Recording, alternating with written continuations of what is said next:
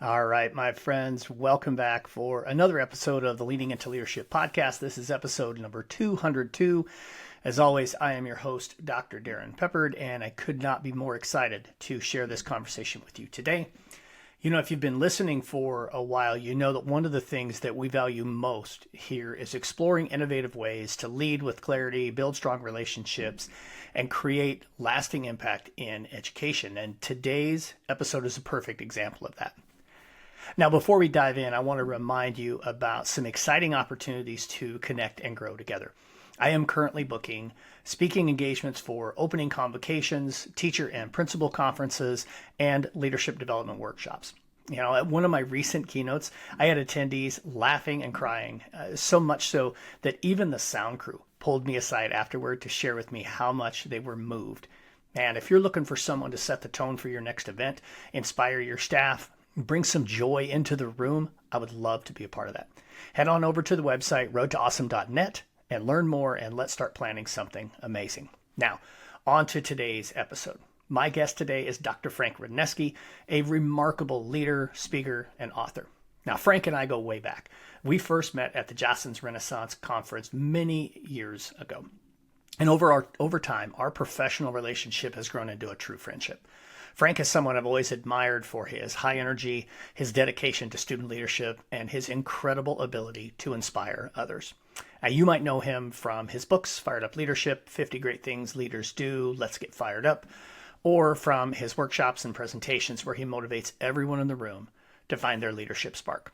Now, in this conversation, we're going to be digging into the importance of creating leadership opportunities for students, the lessons that Frank has learned throughout his decades of experience in education, and things from his newest book, Igniting Students' Passions, Empowering Lifelong Leaders, and helping them to empower both students and educators alike. So grab your notebook because this episode is packed with valuable insights and practical takeaways. So without further ado, let's get into episode 202 of the Leaning into Leadership podcast with my good friend, Dr. Frank Rudnesky.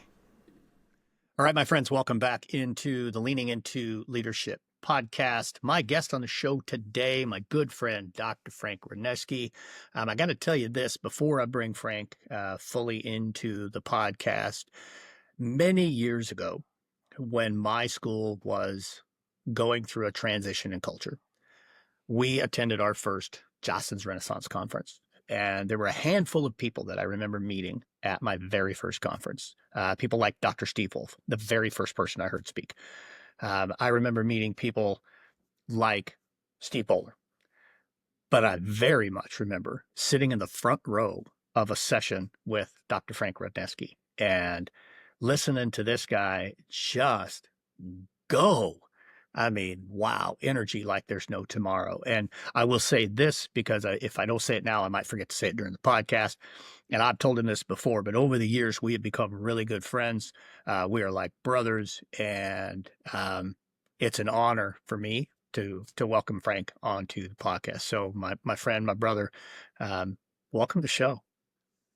Hey, thanks for having me. And wow, you gave the mini version of our first meeting and how those conferences go. But yeah, I mean, I feel the same way.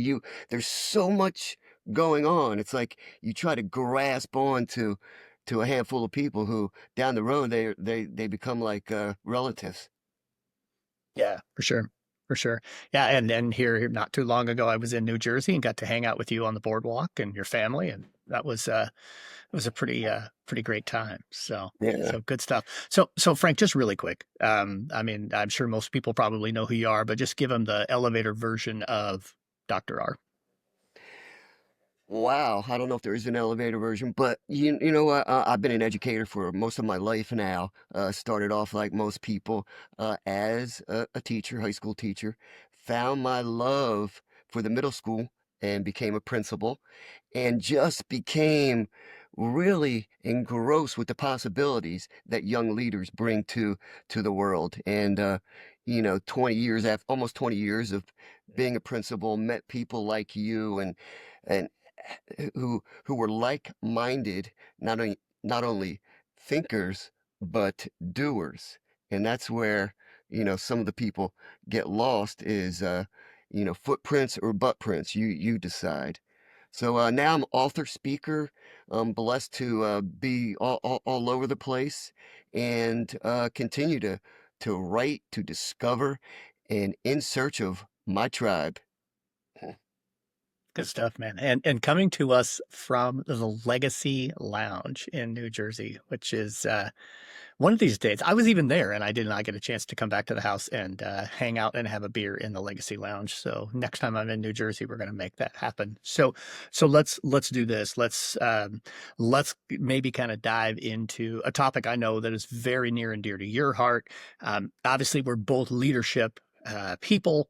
I tend to lean more towards the adult leaders. You are very much about the student leaders. And I think that's something that often gets overlooked when we think about school culture. We think about developing leaders, and maybe we think about, developing teacher leaders or something like that. But I know that student leadership piece is such a big piece for you. So without maybe trying to shoehorn you into one specific space by asking a question, I'm just going to say student leadership. Go. Wow, it's leadership. Student leadership is leadership. So uh, when I look back at my days in school, whether middle school, high school, it's that we were thrown in sometimes to leadership roles, but never really understood what that meant. And, you know, a couple of decades later, the same thing as an adult thrown in to leadership roles, not understanding what leadership was. Matter of fact, the first class that I had the word leadership in it was when I was working towards my doctorate. Now, think how absurd that is. That, you Uh, know, now but you're right. we're leaders. We have methods of curriculum, methods Yeah. of supervising, methods of methods, but nothing about leadership. So, when it's sometimes it's really simple as standing out in the hallway, greeting your students, positive greetings at the door.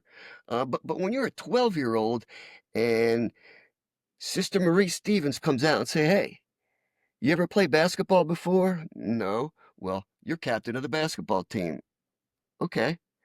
What does that mean? "Oh, you are the president of student council."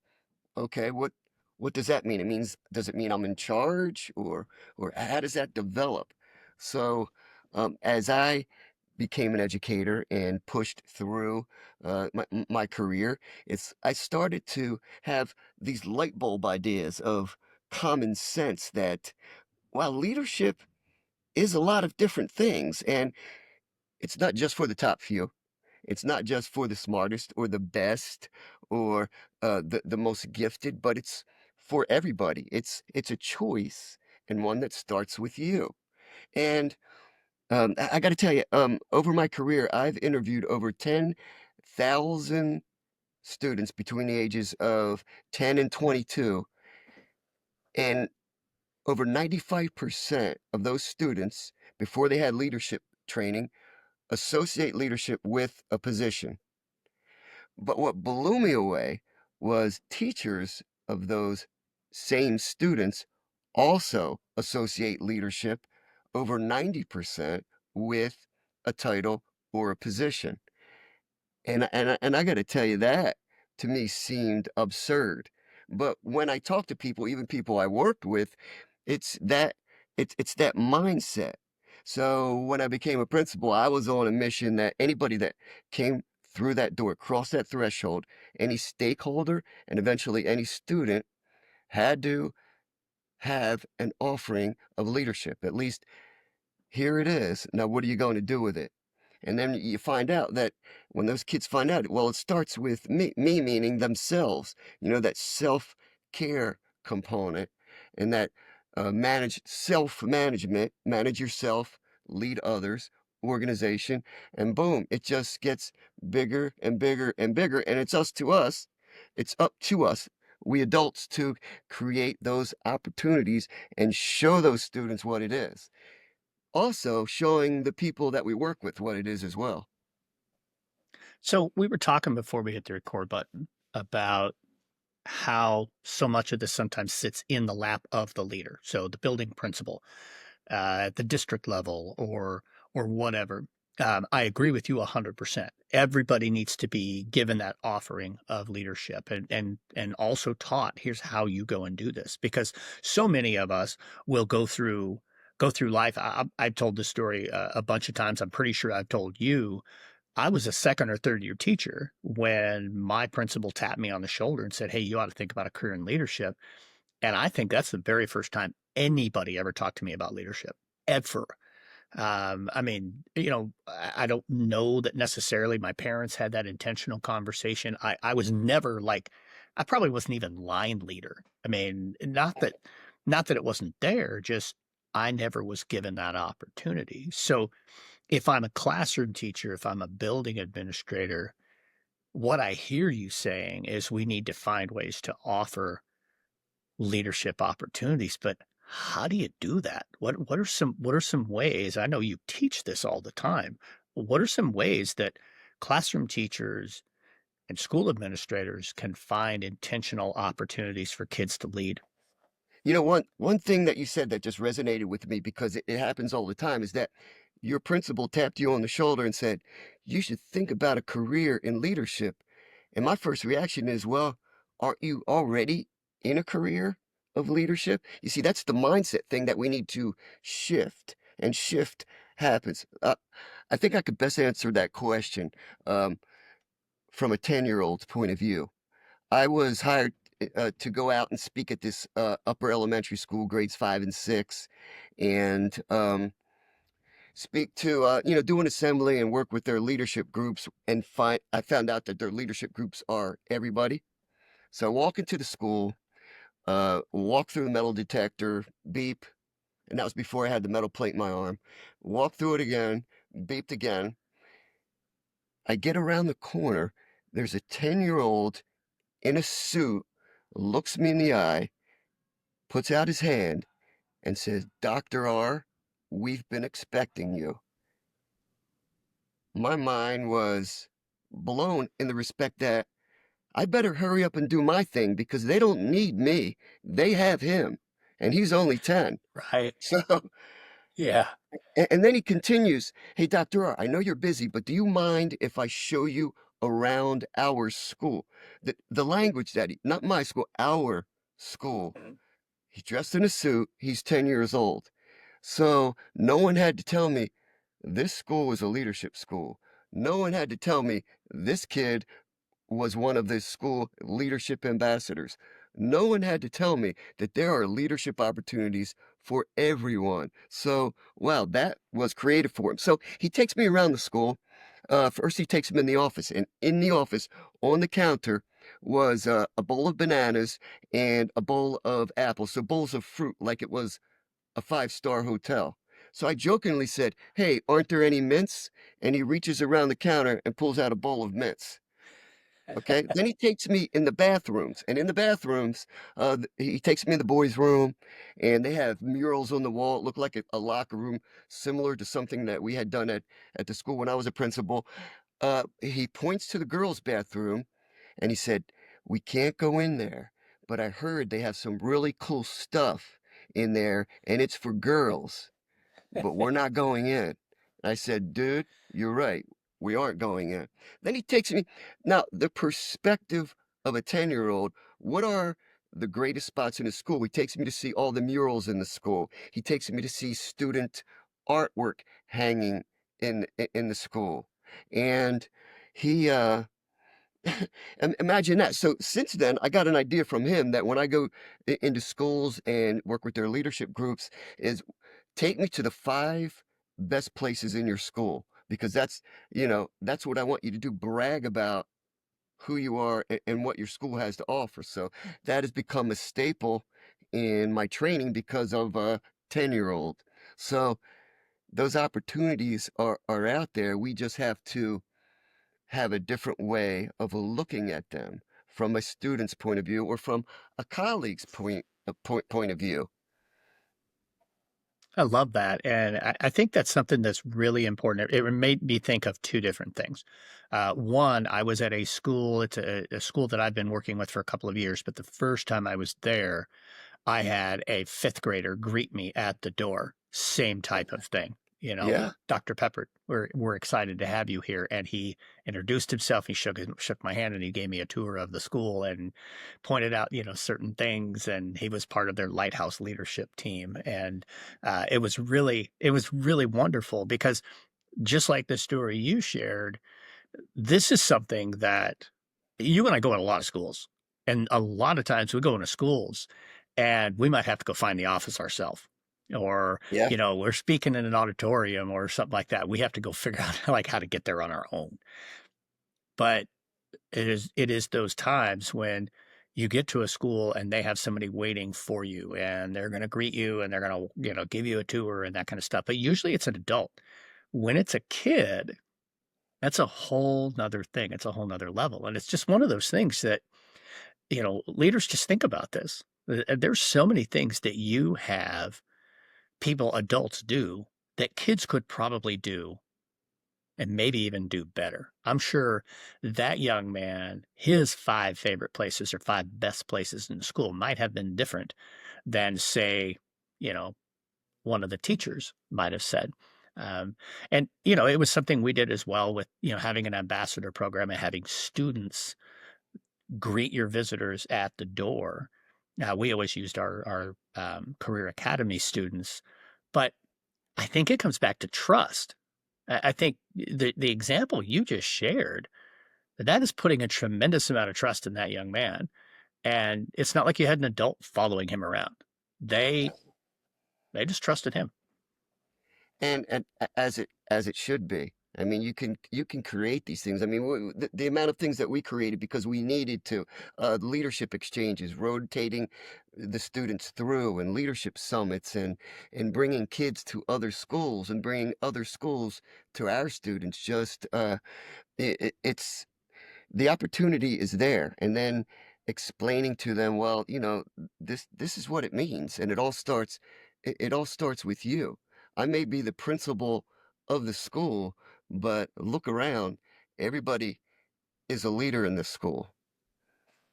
Yeah, absolutely. And again, it's about helping them find those opportunities. And it's also about finding ways to ignite the passions that they have inside of themselves. And I know you have a brand new book that just came out here recently, Igniting Students' Passions, Empowering Lifelong Leaders. So excited for you, my friend. And your co-author, Beth Mooney, also a friend of mine, and really excited about that. Let's talk a little bit about that. And you were starting to share before we hit record, you were sharing a little bit of kind of the story behind how it came about. I'd love to have you maybe share a little bit of that as well. Um, Beth Mooney, such a wonderful, wonderful teacher, wonderful human being, and I'm thrilled for her that she had the opportunity to do this project with you. But maybe talk a little bit about kind of the genesis of that project.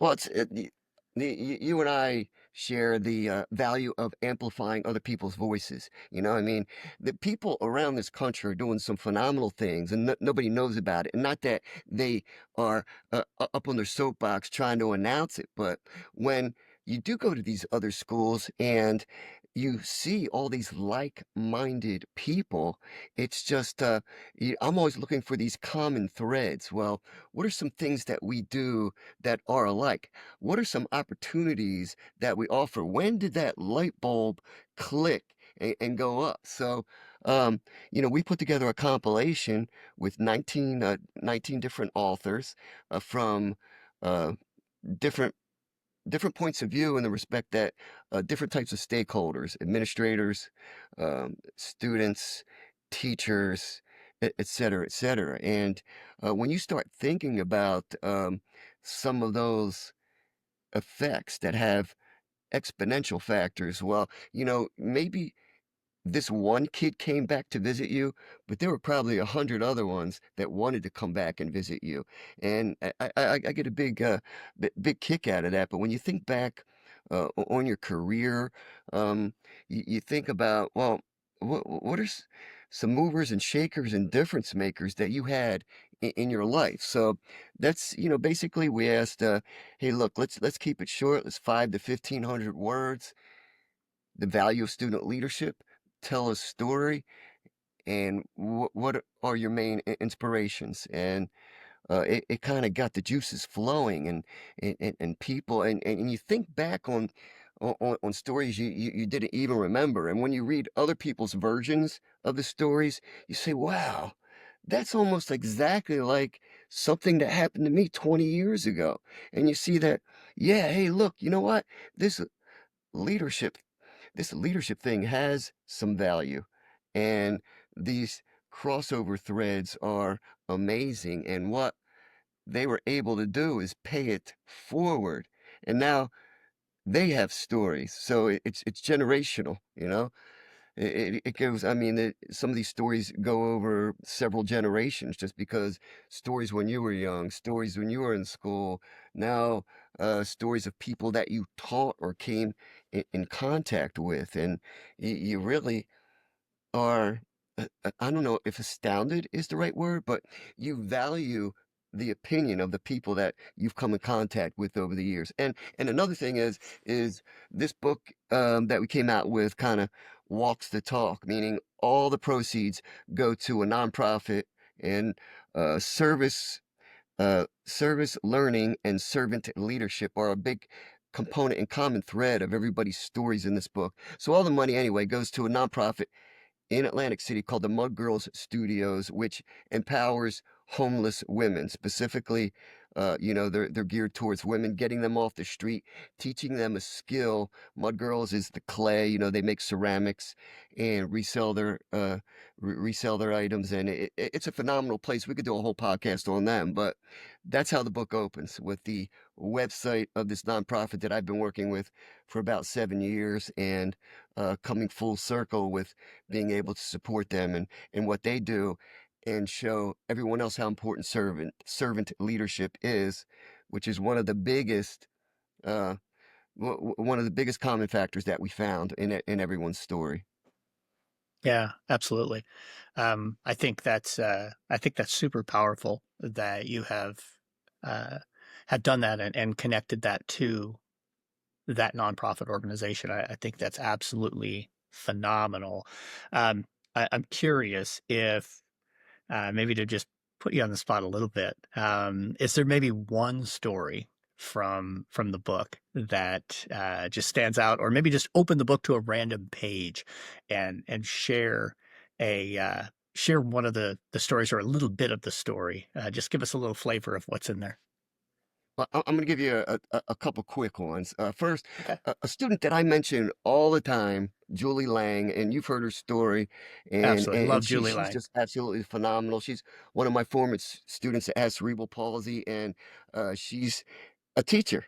So that's kind of full circle. And she tells stories about her middle school days and how that inspired her to do what she is now. And she just recently got another job teaching. So good for her. So check out her. She's one of the 19 authors that's included in the book. So her story is absolutely phenomenal, and how she teaches hope. And every time I think I'm having a crappy day, I think about, well, geez, what would Julie do? And there's Julie thinking, oh, what would Dr. R do? So it's kind of a Yeah, crazy thing, but that's intergenerational.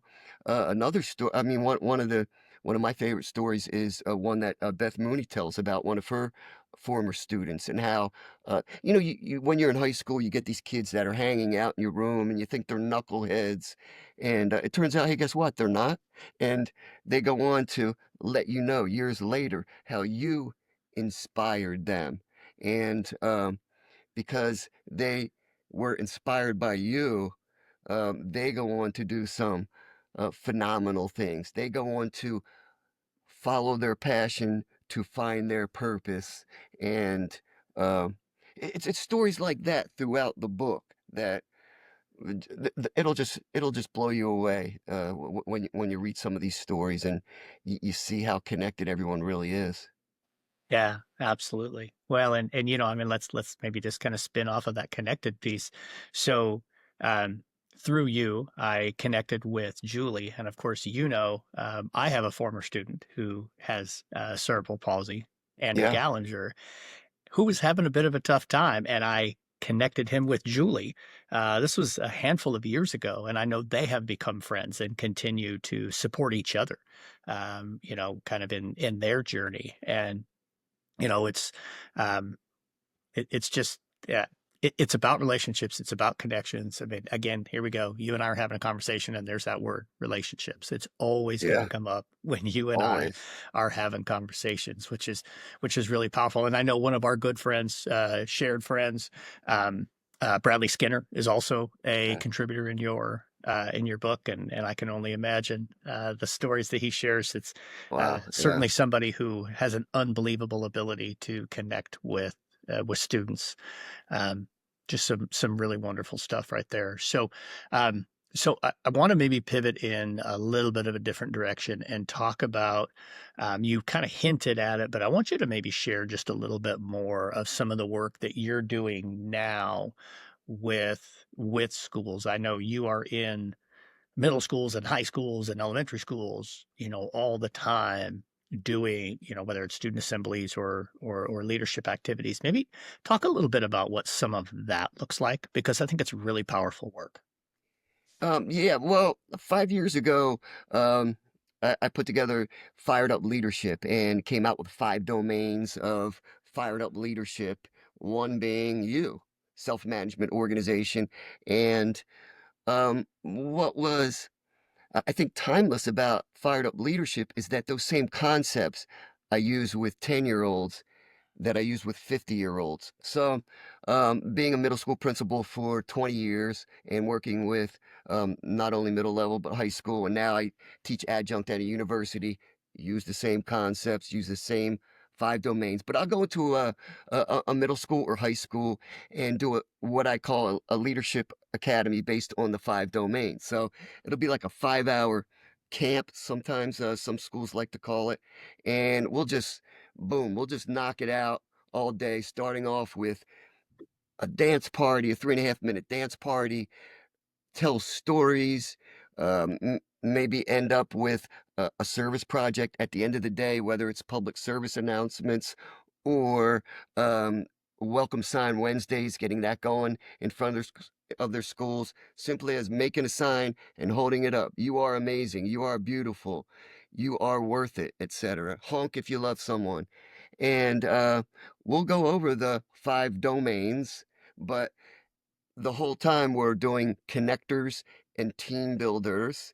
We're mixing up groups, getting them out of their comfort zones. So we want, you want the students to work with people they've never worked with before. So we go across the age groups. I try to get, if I'm working with a high school, I try to get some middle school students there as well to connect with role models, some students that they'll see the following year, and try to get the adults involved as well. So 5 hours goes so quickly because these kids are totally engaged in leadership and learning. That's fun. And then if the school, some schools that are within driving distance, I have 10 schools right now in New Jersey that I go back and fine tune once a month. So I'll go back, maybe hit the leadership academy up in August, then September, October, during the whole course of their school year, I'll come back and do another like mini academy, maybe a 2 hour lesson. And then meanwhile, they're engaged in doing things while I'm not there. And one of the things they do is become mentors for other students. And I ask them to grab some of these other students and bring them to some of the things that we do. There's apathy everywhere, but if we can get people involved, and I was asking a group of university students today, what's one thing you would tell your high school self? And the number one thing was get involved. Don't just sit back and watch things going on. Step out of your comfort zone. Try out for that sport. Go join that club.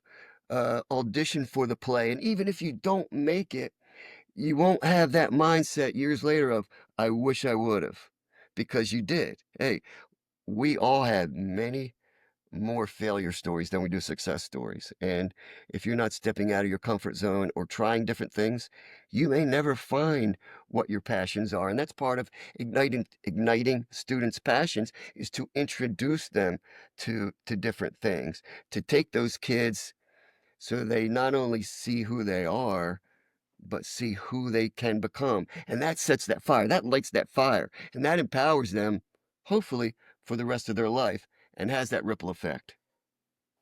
Yeah, absolutely, man. That's just absolute gold. I love that so much. We'll make sure, folks, that you've got Frank's contact information down in the show notes, so you can grab him, reach out to him, and bring him in to work with your kids in your schools. Um, Frank, I'm not surprised. Time always flies when I have conversations with you. But we are already at that point where I'm going to ask you the same question I ask everybody here on Leaning Into Leadership podcast. It's the last question that I ask. Again, it's the Leaning Into Leadership podcast. So, Frank, what are you doing right now to lean into leadership?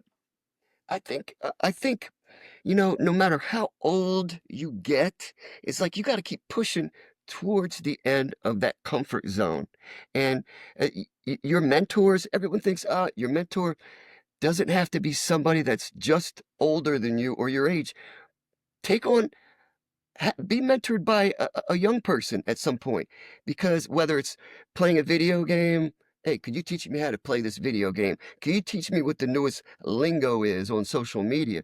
You'd be surprised how not only happy they are to do it, but how much you'll learn. So I keep leaning towards the end of my comfort zone. And I think that pushes me to do things that I never thought I was capable of, and that I never thought I would be doing. Yeah, I love it, man. That's awesome stuff. So, again, people are going to want to get a hold of you. I'll put it in the show notes, but just really quick, what's the best way for them to get connected with Dr. Frank Rudnesky? Hey, take a look at me on Instagram or Twitter at Dr. Frank Rudd, on, Facebook, all the social media outlets, or email me at Frank, RUDNESKY at gmail.com, or firedupleadership.org is my website. There we go. Awesome stuff, man. As Hey, don't forget, always, man, great to all spend goes some to time with you. charity. Hit this in your schools, and Yeah, get fired up, people. there we go. Absolutely. We'll put links to Frank's books in the show notes as well. Man, as always, Frank, so great to spend some time with you, man. Thank you so much for joining me here on Leading Into Leadership. Thank you for having me. Peace and love. All right, folks, I really appreciate Dr. Frank Rudnesky coming on the show. Again, somebody that, I've known now for the better part of 2 decades and have really built a great relationship with. He's somebody I look up to, somebody that I lean into, that I trust. And I'm just so grateful I had the opportunity to share my conversation with him, with you here on the podcast. And now it's time for a pep talk. And now it's time for a pep talk. So this week on the pep talk, I want to talk about something that actually came up today while I was recording some podcast episodes. Most of my day today, I've actually spent recording podcasts for my show, but then also for shows of others that they're having me on as a guest. And one individual, Will Parker, who is the host of the Principal Matters podcast, he and I recorded for both shows back to back. And at the tail end of our conversation after the second recording, Will mentioned something about how we had both discussed reflection as we were talking on the podcast. And he actually said he's going to write a blog post about this. So I'm really looking forward to it. So I hope that that ultimately does come out. So it got me thinking about reflection. So in the pep talk today, I want to challenge you to find a method that works for you for reflection. A few that I might share. I created the Principles Planner, a 1-week planning tool that has daily opportunities for reflection. I'll put that in the show notes, and you're welcome to go get that. It's no cost. Just go down and grab that. It's a piece of one of the courses that we have in the Principal Academy. But it's something I think is really valuable. I've talked on the show before about balcony level leadership, about going and spending that time on the balcony and reflecting. Will actually shared a protocol that I use that he and a mutual friend that we have, Frederick Buskey, used recently on a camping trip. Start, stop, continue, and consider. Whatever the method is that you use, make sure you are setting aside intentional time on a regularly scheduled basis to reflect on the work that you're doing. And don't just reflect on the negatives, also reflect on those positives. Find those key opportunities to celebrate as you're making your way through your school year, through your career, through your life. We have a tendency to overlook those celebration times. So let's make sure that you're doing that. So I want to challenge you. As you go into next week, I want you to set some time aside very intentionally, specifically to reflect. When you're finished with the exercise, if you feel like it, maybe reach out. Send me a DM. Send me a text message if you've got my phone number. Send me an email, darrin@roadtoawesome.net, and let me know what you took away from the practice of reflection. It's an important thing, folks. It really will make a difference on your leadership journey. Thank you so much for joining me here on the Leaning into Leadership podcast. Get out there, folks, and have a Road to Awesome week.